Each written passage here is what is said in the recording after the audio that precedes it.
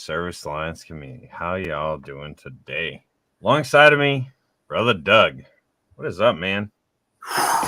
Monday, baby. Our favorite day of the week, right? Yeah, that was it. That's all I got. we can calling out fake to myself right after this podcast. We can fake it. We can fake it. Yes. We had a great conversation on Friday. You introduced me to a fellow BNI member over there by you. That's right. Isn't that great? I mean, to be able to network and have a flooring guy from Connecticut talk with the flooring. And I was in on this 3-way Zoom call just because I wanted to introduce to him. I think he's a great guy. You guys were super boring with everything that you talked about. I just want to throw that out there. Here's the reality. When you were there, we were talking more about like business as whole. You left and we got into the nitty gritty. Oh, you guys kept going. You got into the I can't even imagine how much more boring it got after I left. Jeez. No, actually you would enjoy the conversation. Really. So this is cool. Doug introduced me to a flooring guy, a good friend of his who Did you say flooring? Did you say flooring? Flooring. Okay, gotcha. Below. Yeah. Who was operations manager for a long time and then ended up buying out his owner and taking over the company. And so we kind of talked about some of his history and some of the things that he's found success in, some of the pivots that he's made along the way. So the stuff that we, and I'm hearing a lot of the stuff that we preach to you guys in the Service Alliance group. And so when I hear him saying the same things that we're making pivots to make happen, it's like, hey, look, successful guy making this happen. It's almost like it's not smoke and mirrors, guys. That's right. Little incremental steps each day make progress. So it's really cool to hear where he was and like the size and the profit of his business and just kind of how he got there.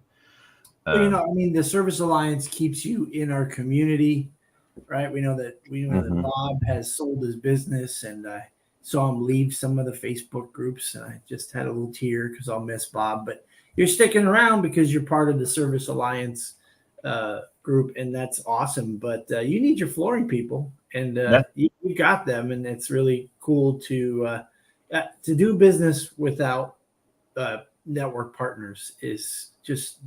It's scary to me, So it's crazy. Very hard to do. And it's the way we did it forever and ever and ever. Like we would walk into a Marcone, back in the day it was called All Appliance before Marcone bought them. But you just kind of give your competitor a sneer as you walked in and maybe said hi and maybe spit in his coffee when he went to the bathroom or something. But today it's a whole different world. What I see, I saw Jeremy meeting up with Brendan.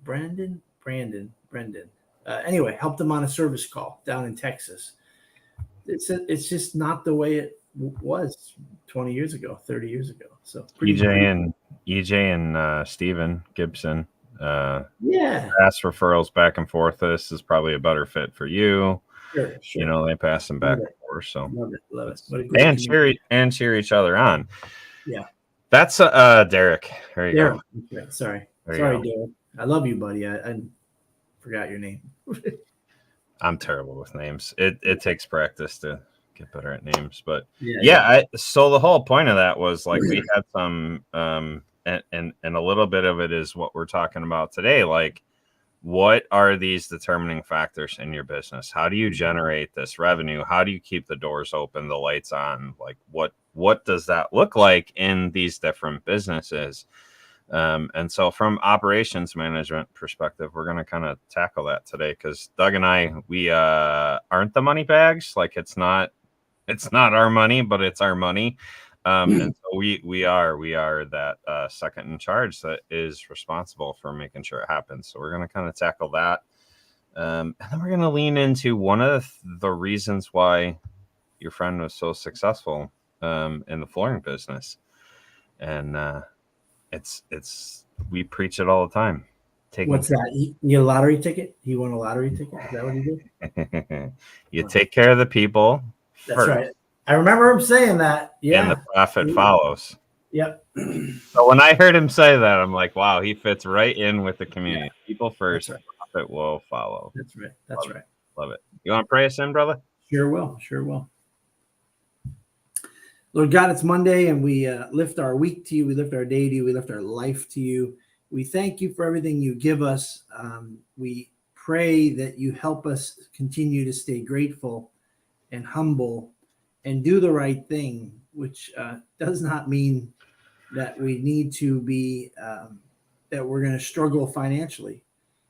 Lord, I know in the big picture, you care about heaven. You care about people around us who don't know you.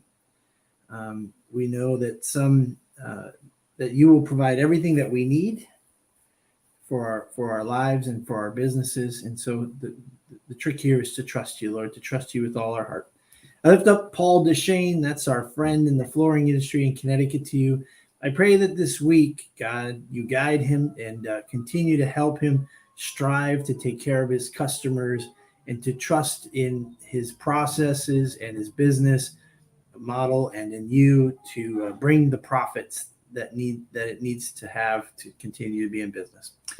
Lord, we lift up Jeremy to you. We thank you so much for reaching out and helping Derek, brother to brother, customer to help a customer out.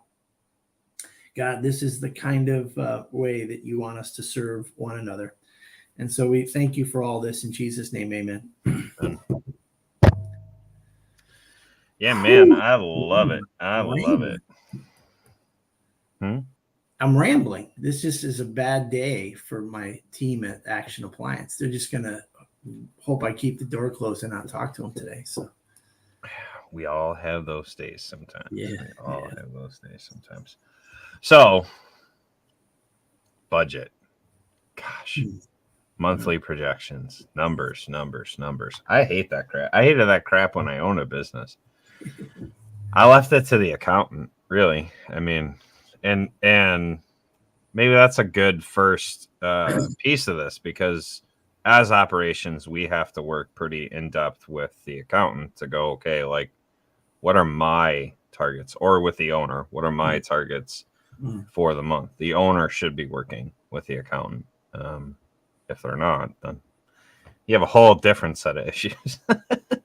But like, do you directly work with the accountant, or is Jay directly working with the accountant? Who's handling that bridge? Is it both of you kind of tackling that? For the first few years, it was, Jay and the accountant. One thing that I don't think Jay will have a problem. It's always, sorry, Saul, that Bitcoin is a bitch, So one of the things, is we still don't have company KPI goals, financially speaking. Like, hey, this is where we want to aim for and strive for. I don't think we've ever had it, other than let's have a profit margin of this, strive for that range. But that's like a shotgun blast. That's not really intentional efforts. Where can you identify financially that you can either save money or capitalize on opportunity and return on investment? So we've never done that. We're working on that this year. But for the first few years, it was Jay, the owner, and the accountant, and I would have conversations with the accountant. But I'm grateful to Jay, and I don't know how your employer is, but he's including me in this process of meeting and understanding profit loss and expenses. And it's been very important over the last few years, because so much is changing from 2020 to now, just huge changes all the time. And so you have to work hand in hand with your accountant, I think, general manager. It's hard to find a good accountant. Still looking. Yeah, I know that feeling. I know that feeling. Yeah. We had a bit of a headbutting, and we still are in a bit of a headbutt with the accountant. The accountant and Matt are good friends, and I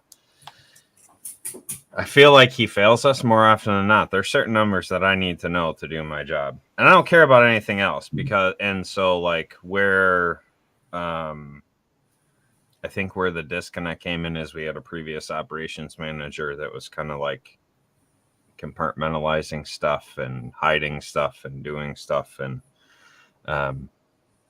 had more control than they should have. And so like I had a conversation with the accountant. I said, listen, I don't need all that. I don't need all that control. I don't like that's Matt's thing. Like that's you and Matt. But I need these.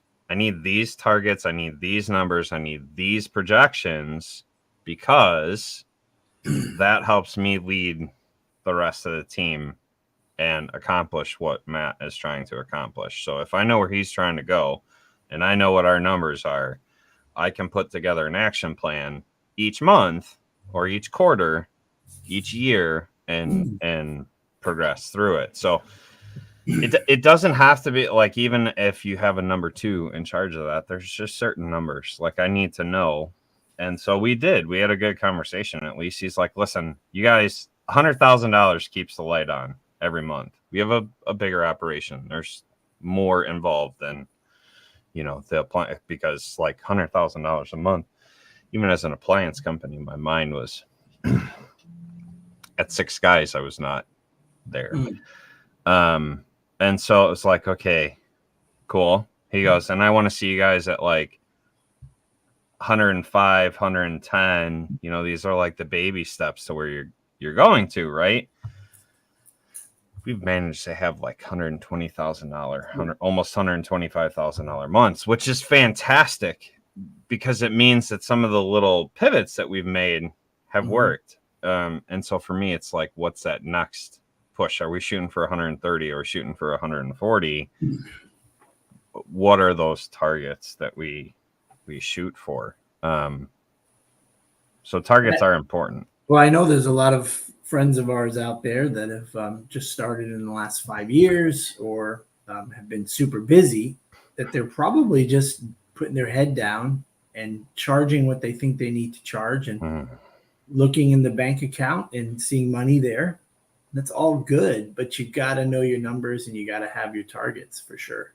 And somewhere in the distance, I hear James Dobert crying out in pain as you uttered that phrase. Oof.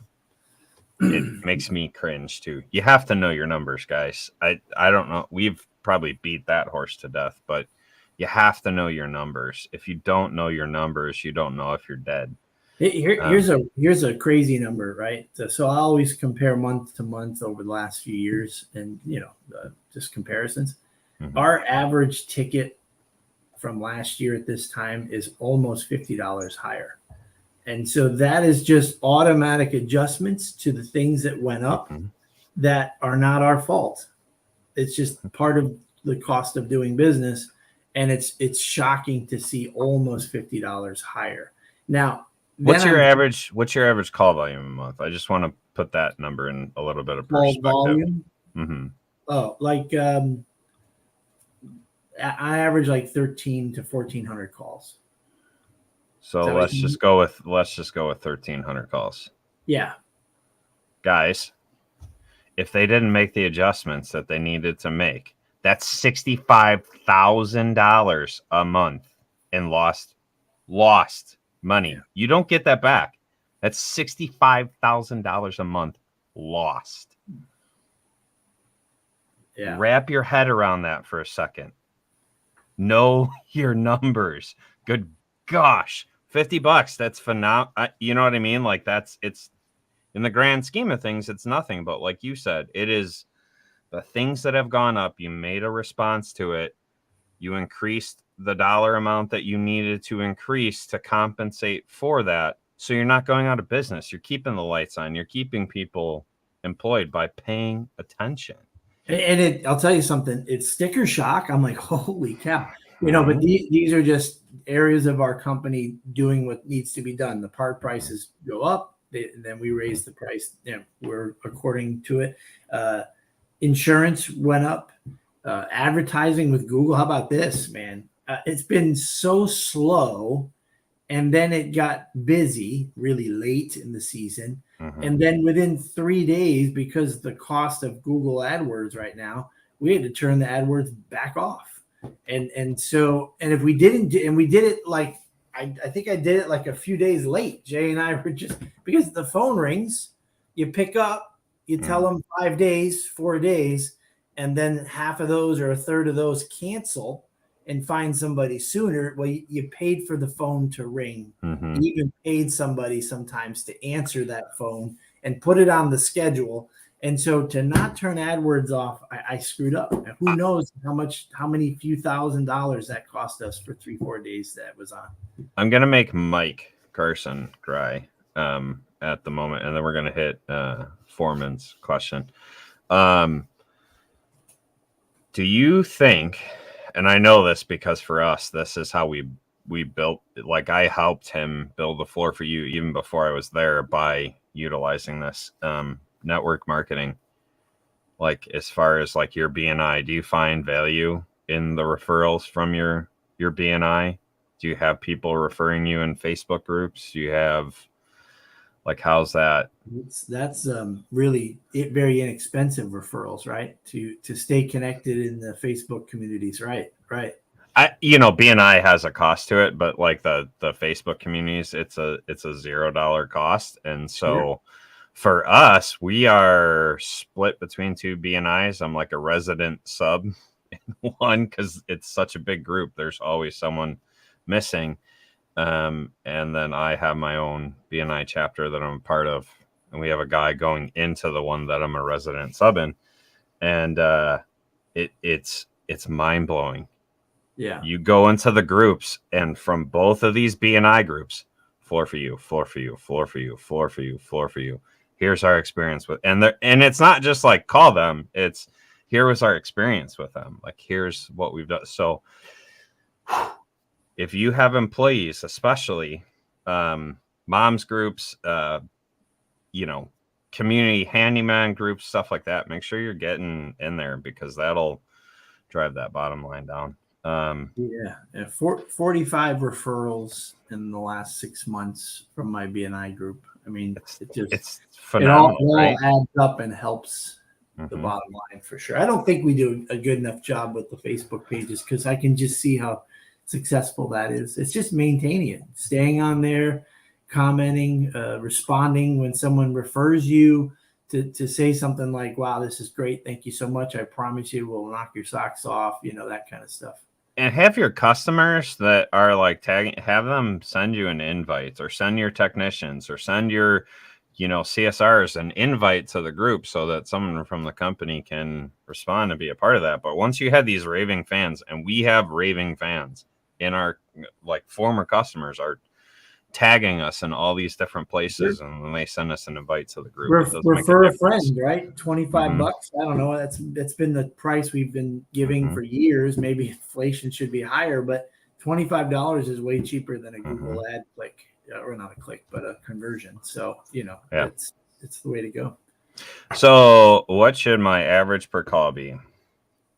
You got to go do your COGS. You gotta. If you're go to United Servicers and they have that calculator and go and punch in your numbers, that is going to tell you what your average per call should be. I know that's a little bit high level, and I know EJ was working on something that was kind of like a mix of that, but you have to, we can't tell you. You have to know what your costs are. Some people, $79 is their break-in. Some people, $120 is their break-even. It's really all about what that point is to you, and then you can hit your average, right? You want to have your calls that are completed and stuff like that from there, and that's where setting the goals and the KPIs comes in. So first, you got to know what your reality is. You got to know what your goals are. And then everything else gets worked out kind of in the middle of that. Yeah. What our call average, it means absolutely nothing to you, right? Total expenses. What does it cost to break even? Yep. Figure out what you want to make for a profit margin. It's what controlled our rise in labor and parts, is to control all those expenses. So and margin versus markup. Oh, exactly. Yeah. Margin takes into account some of the other extraneous things, the costs of doing business. That's where that margin really comes in. And you know what? Listen, I'm okay. I'm getting better year after year with profit loss and reading spreadsheets and understanding things. I'm admitting it on the 4 people that watch this thing every week. So it's a pretty bold step here. But you know what? Just go grab the cost of doing business calculator off the United Appliance Services page. Go hire an accountant. Just have them do it for you. Mm-hmm. Have them show you. You'll retain 10% of it. That's okay. But get your numbers straight now so you can start to charge. And then ask yourself important questions. Where do you want to be 2 years from now, 5 years from now? If you say, I want to have another tech, I want someone in the office, you need to start charging now like you have that person.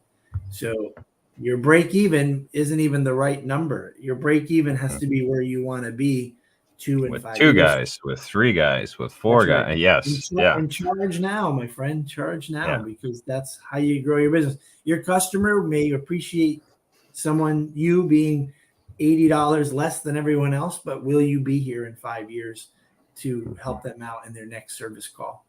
I know customers don't want to care about that, but that's the reality. And as I told you, sticker shock. Every time I go to the supermarket, I'm more angry and more angry. I can't believe how expensive it is, and it is just the reality. We have to. If you don't know your numbers, you're dead in the water, right? And you won't be around in 5 years for customers. That I can promise you. I didn't know my numbers. And so when I got towards the end of it and I got tired, right? Everything I had to do was about money. Everything that I did all along was about the money. And I'm telling you, that is the wrong way to run a business. But you do have to be aware of the money, right? So Saul hits it. I think the average should be based on demographics, cost to operate, and what your comp charges are. Listen, in Chicagoland, I'm fairly close to the way that they're running in Miami. Like there is a lot more costs associated with what we're doing. And even up in the Northeast, like in those smaller areas, I can't even imagine what Dave Oliva, like what his freaking costs are, having to pay for parking at, $55 an hour or whatever. Right. So your charges and your average is going to be based on your area. You go down to EJ, it's a different ball game. He doesn't have the costs and the expenses that are associated with an area like mine. It was culture shock for those guys to come up to Chicagoland and see like what everything was up in this area. So, I mean, the first company that I started working for had like 9 or 10 branches around the country. This is in the 80s. And they really streamlined, according to them, and the idea of this full service, same day kind of company. So they went to all these areas of the regions of the country where maybe it was like a one-man show. And they were really changing, innovating the industry as far as having fully stocked vans, all that stuff. That seemed to threaten a lot of companies back in the 80s. Like, who are these people doing this? Did you see what they charge? Holy cow. What a bunch of ripoff artists. But it didn't take long for customers to want to desire high value, awesome service that comes at an expense. And they kind of dictated the industry's charges, right? And let's that's a perfect segue into like what really matters in all of this. Taking care of people. Yes. Like they charged more because they knew what their cost of doing business was. And they wanted to be around, so they charged more. They wanted to take care of people, so they charged more so that they could actually take care of people. They weren't necessarily concerned with the profits. I'm sure that was calculated in to an extent. But they wanted to provide excellent customer service. And the only way to do that is to have the tools you need to do that. Yeah. Yeah. They had a vision of same day service, fully stocked vans, one trip completes. This was stuff that was pioneered at the time, and or maybe Sears was doing it and they said, hey, we can do that same thing on a smaller scale. Don't know what the real story was behind it, but We have to know our people and what they want, right? Mm-hmm. And so far, the demand for fast, quick, excellent service is still a priority to customers out there. And guys, this doesn't mean you have to race to the bottom. There is, we're going to see a shift, because let's go back to this. COVID's gone. It's over. It's done. It's goodbye, right? So that, I don't care. Just, that mentality is gone. Mm-hmm. Okay. Customers want customer service now. Yep. So figure out what it costs to provide good customer service. Do the work. Figure out what it costs. Set those targets. Make adjustments as necessary, because it's not going to be I'm telling you right now, it's not going to be perfect. You guys probably make adjustments all the time. You just talked about you're up $50, and that was progressive over the course of a year. You made adjustments as the year went on to compensate for those costs, right? Yep. So it's not going to be perfect the first time, but it's going to be better than where you are now. I can tell you that.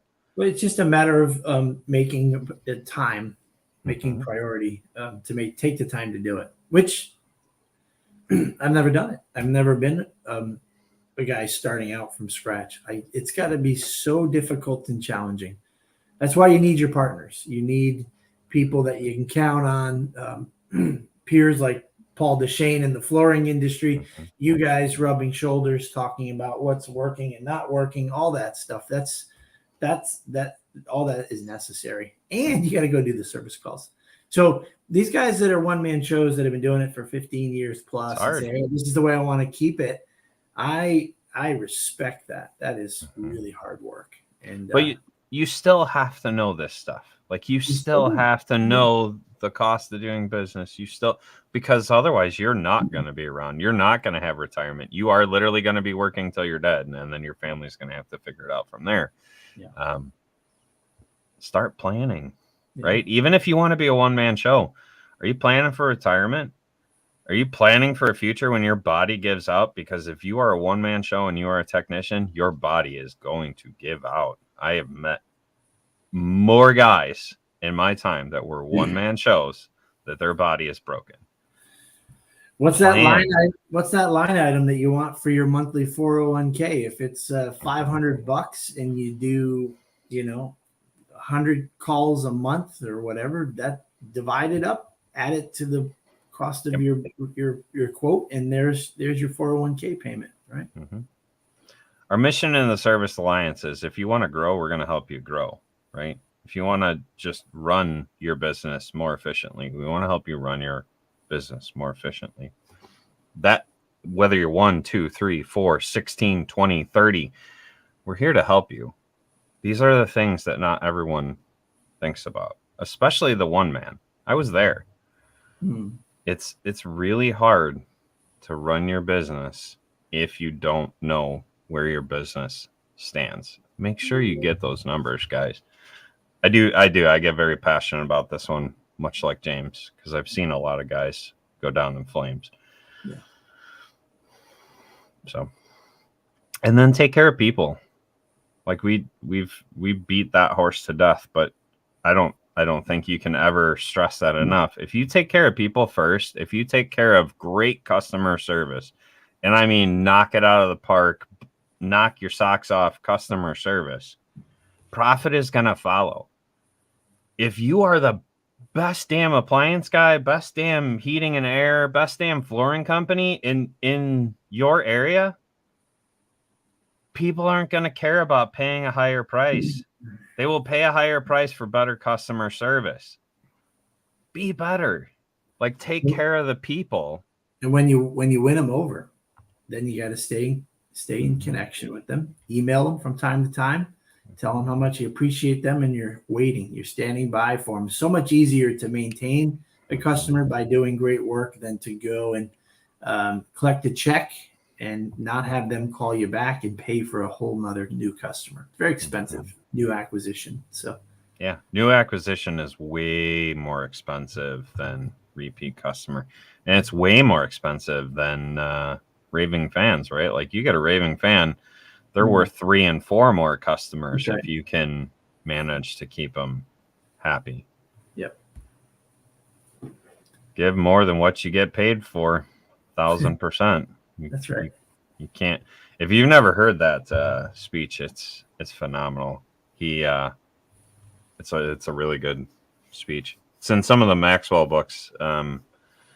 At the end, like he did a little thing with his friend Les Brown, and yeah, that speech, doing more than you are paid to do, that level of customer service that comes from that, people remember that, and they will never go away if you continue to take care of them that way. So I don't got anything else. We ain't the money guys per se. So hopefully that helps some of our audience today. Encourage them to go out there and see their numbers, right?